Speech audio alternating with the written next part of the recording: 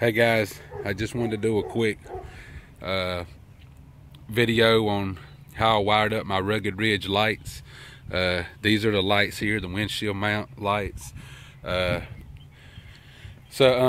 Pretty simple install. I know it seems, if you buy this particular brand, and I'll post a link to how they where you can buy them at, but they actually come and they say Rugged Ridge on the front, and I didn't like it, so I plastic dipped it to cover up the big advertisement on the front.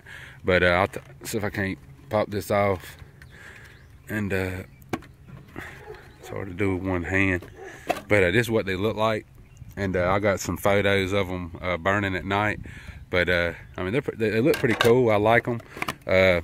You know, they was I think it was $100, and it comes with the brackets and the wiring harness and everything you see here. But anyway, I was going to go over how I went about installing them.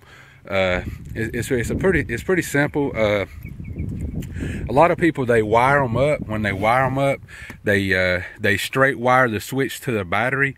I had did that originally because in the instructions it asked you to tap into the parking lights, and I just couldn't figure out how to do that.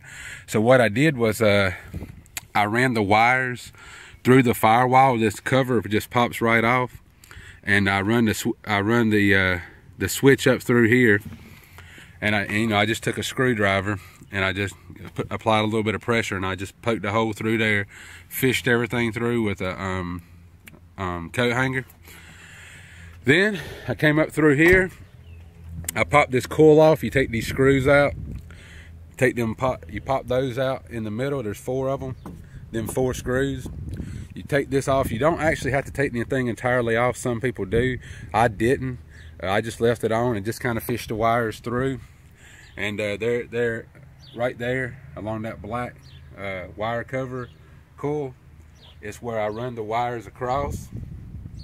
And I done the same with these right here. You can see I got the wire run down here, and then there's the wire coming through here. I got the coil cover on there, and then it comes right here, and this is the actual harness right here, the wiring harness. I got the relay here, and I did originally have it tapped in here to the hot wire, but the switch was staying on, and I didn't like that. I mean, I didn't want to run. I probably wouldn't have killed my battery, but I didn't want to do that. So what I did is I came in here and I went and I bought me, it costs about like $4, a fuse extender. And what this does is it allows you to tap into a fuse, and you can put 2 different fuses on there, one for the actual fuse that was in there, and then one for the actual switch. And I just tapped into that, and then I cut this little hole. You can see if I can get it focused in. I cut a little hole in it right there, and that way it will not cut the wire. And I put this in there like right there, and then pretty much you can just shut this cover right back, and you know, there it is. It snaps right back into place, and it looks, you know, it's not a perfectly professional install, but it will get the job done, and you know, it looks good enough for me. I mean, it beats paying $190.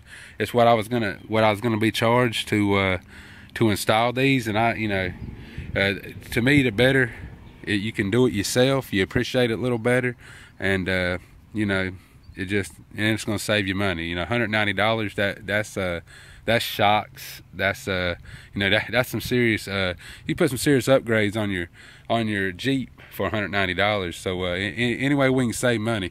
But that's my video on it. If you got any questions, or if you run into any snags, if you're trying to do this, you can just hit me up.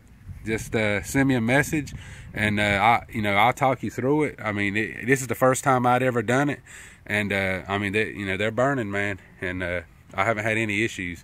So appreciate you listening to it, and like I said, if you got any questions, hit me up.